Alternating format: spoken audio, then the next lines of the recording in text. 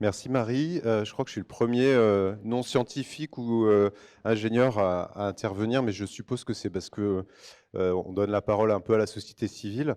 Et donc j'ai proposé ce titre de parler d'un projet particulier qui travaille autour de la recherche de solutions collectives pour cultiver sur sol pollué. Ce projet il s'appelle HIP-HOP. Il travaille sur les savoirs scientifiques et la construction de cultures communes en Seine-Saint-Denis.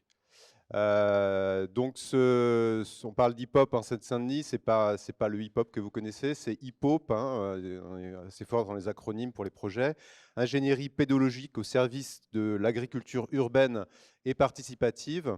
Et donc, ce projet, comme je le disais, il a pour vocation de co-construire des connaissances pour valoriser les sols urbains de Seine-Saint-Denis. Donc là, on voit bien déjà dans le titre qu'on est sur quelque chose qui va mixer différents acteurs. Co-construire des connaissances, vous entendez 3 fois le préfixe co, tout simplement parce que, on ne voit pas le 3, mais le dispositif, ça a été financé par un dispositif qui s'appelle CO3 de l'ADEME, qui je crois est un peu en fin de programme et qui visait à soutenir la recherche participative et à valoriser voilà, les croisements de connaissances originales, bâtir des communautés d'acteurs et des nouvelles pratiques. Le projet a été labellisé et a débuté en 2020. C'est un projet de 3 ans et demi. Là, on n'a qu'une partie du projet au niveau de l'enveloppe financière sur le collectif, mais le budget était plus que 150 000 euros au global avec les instituts de recherche. Et donc là, on est dans la 3e année avec donc une fin qui sera sur le premier semestre 2024. Donc c'est un peu un challenge pour moi de le présenter parce qu'en fait, il représente ce projet, vraiment le travail d'un collectif donc, dont certains sont dans la salle. Donc peut-être d'ailleurs pour les questions, ils pourront répondre mieux que moi. Je vais essayer donc de présenter ce collectif et le travail en cours, sachant que bah, voilà, on a quelques débuts de résultats, mais c'est encore embryonnaire. Donc j'espère que ça vous intéressera de voir le work in progress aussi. Est-ce que ça passe? Ouais, c'est bon. Donc l'objectif du projet HIP-HOP, j'ai parlé de co-construction de connaissances. L'idée, c'est de croiser vraiment des connaissances issues de sciences fondamentales. On a beaucoup parlé de pédologie, sciences des sols, et aussi des apports de la socio-anthropologie. Donc de croiser, de faire se frotter un peu ces connaissances entre les chercheurs et puis les gens sur le terrain, les jardiniers, les habitants, ceci afin de construire ensemble des connaissances et c'est noté des chemins d'action face aux pollutions des sols, avec donc 3 axes. Un axe pédologique sur ce projet, qui est de tester des techniques de reconstruction des sols. Donc j'en parlerai de façon assez approfondie, mais l'originalité du projet, c'est justement pas de s'arrêter à cet axe-là et de le mettre en perspective avec le deuxième axe, donc socio-anthropologique sur l'étude des perceptions, et un axe culturel aussi, parce que c'est possible de faire des programmations culturelles, de faire des événements festifs autour de ce sujet qui a priori n'est pas très sexy, les sols. Donc je disais, je représente un collectif qui est donc constitué de 4 associations, donc le Lab 3S, à l'âge, dont Stéphane est là et parlera de façon extensive de son site tout à l'heure, Activille et le sens de l'humus. Donc c'est 4 sites, 4 associations et 4 sites d'agriculture urbaine avec des formes différentes, on va le voir après. Et 3 laboratoires de recherche, l'IES Paris, Institut d'écologie et d'études des sols, et deux laboratoires qui sont plus sur côté sciences humaines, le Lab Urba et le CAC, plutôt sur les parties sociaux et anthropologie, une collectivité qui a été associée au projet depuis le départ, le conseil départemental de la Seine-Saint-Denis. Je passe à la gouvernance, je ne vais pas vous expliquer ce schéma un petit peu compliqué. Ce qu'il faut retenir, c'est qu'on est vraiment, et ce n'est pas juste un mot pour bien faire, dans de la construction commune. Et donc il y a des comités de pilotage réguliers, des séminaires aussi de travail technique.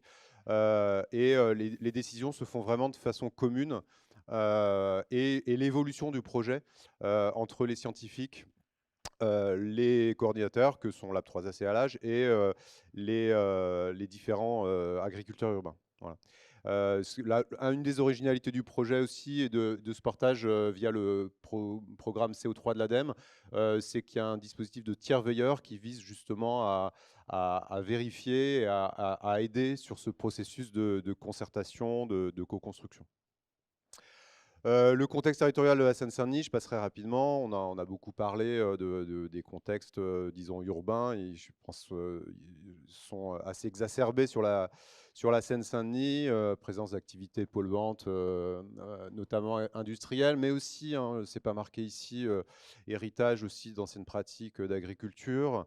Des contextes actuels de densification très importantes avec trop peu d'espaces verts par habitant, donc un vrai enjeu qui se retrouve entre autres sur l'agriculture urbaine qui se développe, mais qui donc, on l'a vu ce matin, fait face à ces problématiques de beaucoup de sols pollués, malgré les services et l'intérêt de cette agriculture urbaine.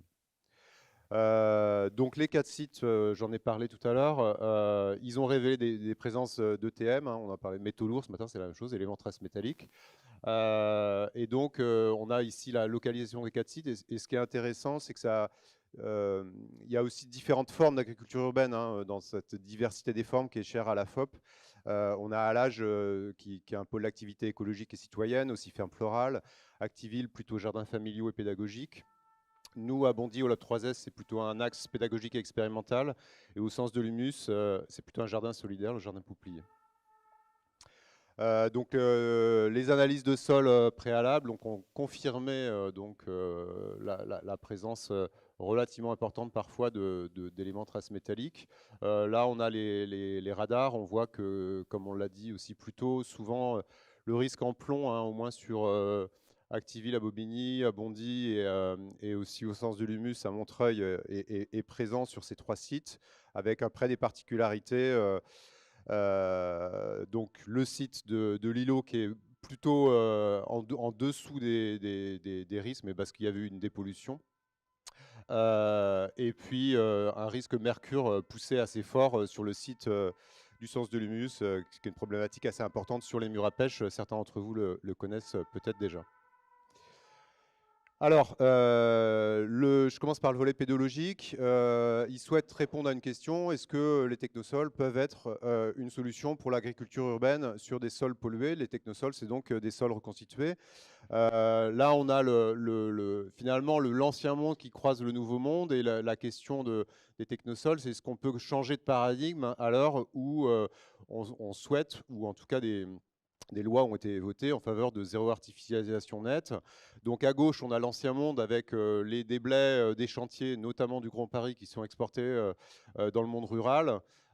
Et puis les sols ruraux qui sont doublement impactés, puisqu'ils sont aussi décapés pour les importer et créer des espaces verts pour l'agriculture ou les loisirs, avec évidemment les petits camions qui symbolisent le coût écologique aussi du transport assez important. Et la partie droite de ce schéma permet de voir une autre possibilité de solution, plutôt dans l'économie circulaire, de reprendre ces terres excavées, donc ces déchets minéraux, d'y ajouter des déchets organiques qui vont être soit du compost, soit du déchet d'espace vert, et éventuellement d'en créer un pseudo-sol, technosol, avec cette point d'interrogation, sera-t-il fertile?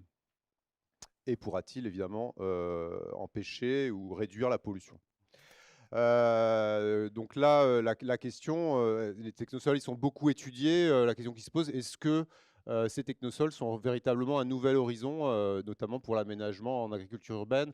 Là, je vous ai mis un article qui est apparu le mois dernier, et dont les 2 co-auteurs principaux, Anne Barbillon et Thomas Lerche. Anne Barbillon était là tout à l'heure, et puis Thomas est le coordinateur scientifique du projet. Et en gros, c'est un peu l'origine du projet HIPOP. Il y avait eu des premières études sur ces technosols. Si on en rajoute sur un sol pollué, est-ce que ça empêche la mobilité verticale? Et la conclusion, un peu rapide, c'était enfin, un peu légère, il faudrait que vous lisiez l'article, ce serait de dire il faut aller plus loin dans les analyses et dans les expérimentations. Donc c'est ce qu'on fait avec ce programme qui souhaite répondre à la question: est-ce que ces technosols permettent de faire pousser ces plantes potagères et donc de réduire leur contamination? avec des sous-questions, hein. Est-ce qu'il y aura de la variabilité entre les sites expérimentaux, entre les types de légumes? Donc là, on a choisi 3 types de légumes, hein. Légumes racines, c'est des carottes, légumes feuilles, c'est du persil, et légumes fruits, c'est des tomates. Et puis évidemment, l'intérêt d'avoir un travail sur 3 ans et de voir les évolutions des sols et aussi des cultures. Donc là, on a le schéma en effet de ce problème de contamination en dehors du technosol à droite, avec les éléments traces mécaniques qui ont une tendance à remonter dans les végétaux. Et donc là, l'idée, c'est de mélanger du compost et du remblai, sachant que dans le bassin parisien, on a du remblai qui est issu avec beaucoup d'éléments de calcaire, et donc des pH assez élevés. Et donc, si on ajoute ce pseudo-sol au-dessus du sol pollué, à la fois les racines sont plus loin, évidemment, de la source de pollution, et puis comme c'est un sol calcaire, on peut penser justement que ça va réduire ou supprimer la mobilité. C'est ça qu'on souhaite vérifier à travers cette expérimentation, qui est répliquée. Donc ça, c'est le protocole, hein, qui est répliqué sur 100 mètres carrés sur chacun des sites d'agriculture urbaine. Donc il y a 5 réplicas technosol. Donc c'est un mélange à 50-50 là qu'on a choisi de déblais minéraux et de compost. 5 réplicas de compost et des sols témoins. Je vais très vite, hein, parce qu'il y a beaucoup de matière. Il y avait eu une phase de démarrage en 2020-2021 de ça. On voit qu'il y a eu beaucoup de travail.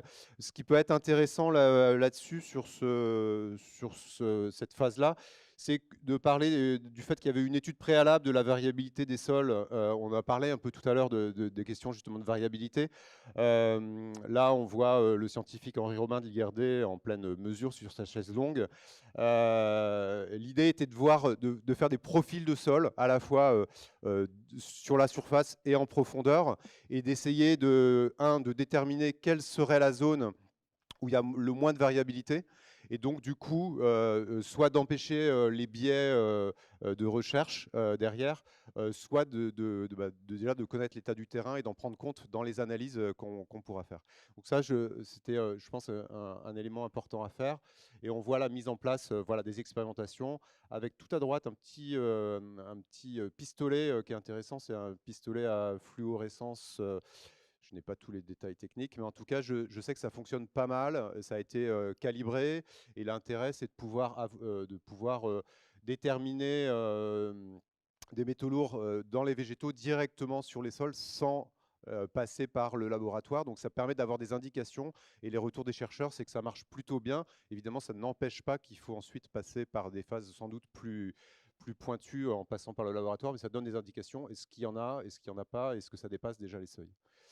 Alors, quels sont les résultats? Je vous l'avais dit, c'est en cours, donc c'est trop tôt pour vous donner les résultats de cette expérimentation, surtout qu'il y a 3 ans de culture, et là, il y a eu seulement la première année de culture dont les analyses en laboratoire ont été faites et qui ont été analysées ensuite. Donc là, la deuxième année, on est en train de recevoir les résultats, ils vont être analysés, et la troisième année, la culture est en cours. Toutefois, il y a des premières grandes tendances qui ne sont pas généralisables à ce stade. Le technosol a plutôt tendance globalement à réduire en effet la pollution des sols. C'est peut-être pas enfin, je ne sais pas si c'est une surprise, mais en tout cas c'est déjà intéressant. Et 2, ça pousse sur les technosols, ou plutôt ça ne pousse pas moins en général. Et là, par exemple, on a des petits diagrammes de biomasse sur les 4 sites. Au milieu, vous avez le technosol. Et sinon, c'est les 2 autres traitements qui sont compost et puis la terre nue. Et donc, on voit sur les sites pour la carotte, sur la biomasse, sur les sites de Montreuil, Bondy et l'Île-Saint-Denis, c'est relativement similaire, il n'y a pas de divergence. Sur Bobigny, bizarrement, ça pousse la carotte à mieux pousser sur le technosol. A contrario, sur l'oignon, c'est à peu près pareil en fait. On voit que la biomasse est à peu près la même. Sur Montreuil, Bobigny et Bondy, il n'y a pas de grande divergence. Ça diffère un peu sur l'île Saint-Denis, où ça a un peu moins bien poussé. Donc voilà, ça c'est les premières tendances sur la biomasse.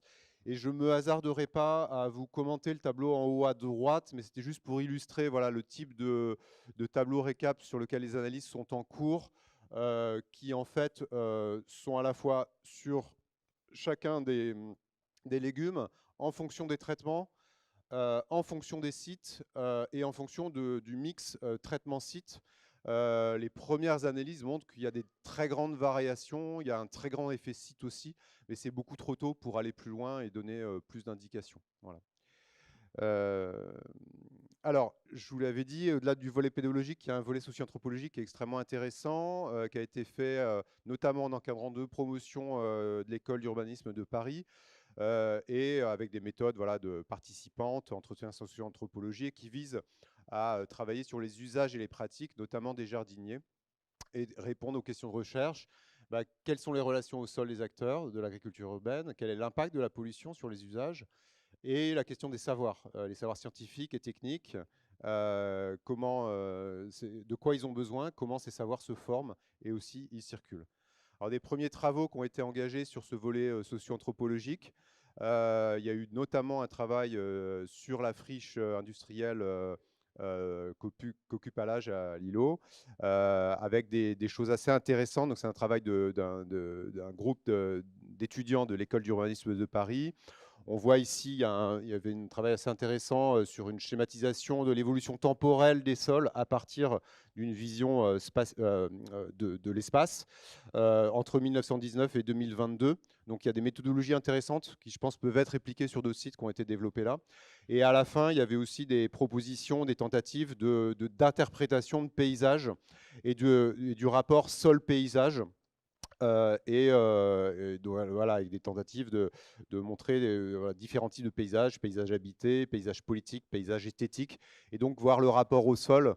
Donc je trouve ce rapport sera disponible si vous le demandez, et donc à la fois dans son contenu, mais aussi dans les méthodologies qu'il a développées. Ça peut, je pense, être intéressant et inspirant. À droite, vous avez une étude qui a été faite justement sur tous ces jardins collectifs aussi, par un groupe d'étudiants aussi d'école d'urbanisme de Paris, sur voilà, les jardins collectifs de deux établissements publics territoriaux, Pleine Commune et Est Ensemble. Ça aussi, c'est déjà disponible. Et en ce moment, il y a une anthropologue qui travaille à recueillir justement le rapport au sol des jardiniers. Et je pense que ça va être aussi un travail extrêmement intéressant. Toute la richesse encore de ce projet, c'est de recueillir justement cette question de frottement et de porosité entre les différents mondes, et comment tout ça bouge et fait évoluer, on l'a vu tout à l'heure, des rapports aux normes qui ne sont pas si évidents à appréhender. Et puis enfin, il y a le volet culturel qui vise à fédérer un réseau autour des connaissances sur la pollution des sols, avec pas mal de choses, des événements professionnels, des événements festifs, et des activités pédagogiques. Sur les événements festifs, il y a eu pas mal de choses sur les différents sites. Il y avait eu un événement où Marc-André Sellos d'ailleurs était là. On peut citer des formats aussi intéressants pour parler des sols. Moi, j'étais impressionné par une représentation théâtrale sur le ver de terre, qui était à la fois pédagogique et extrêmement bien faite. Récemment, à Bondy, on a pu accueillir une artiste qui travaillait sur de la broderie qu'elle met sur une grande tenture par terre, et elle interroge les gens sur leur rapport au sol et leur fait broder des motifs dessus. Donc ça permet là aussi de la circulation de savoir et ensuite de la représentation de ces savoirs en impliquant les habitants. Donc encore une fois, je trouve ça très intéressant. À travers ce projet, on a soit des méthodologies, soit des façons voilà, de parler des sols et de décloisonner un petit peu tous ces savoirs et de le faire rentrer dans l'espace politique aussi. Quelques outils pédagogiques qui ont été conçus pour le projet. Pour terminer, un panneau extrêmement bien conçu qu'on a sur tous les sites qui explique la question de la pollution des sols en Seine-Saint-Denis. Et puis à droite, un petit guide autour de jardiner en ville qui a été aussi réalisé, qui est très très riche. Voilà, donc comme je vous le disais, le projet est en cours, à suivre, et n'hésitez pas à suivre le groupe Facebook où il y a plein d'infos, hip-hop-93, à contacter la coordination sur l'adresse email, ou à contacter le coordinateur scientifique sur le volet pédagogique. Voilà, merci.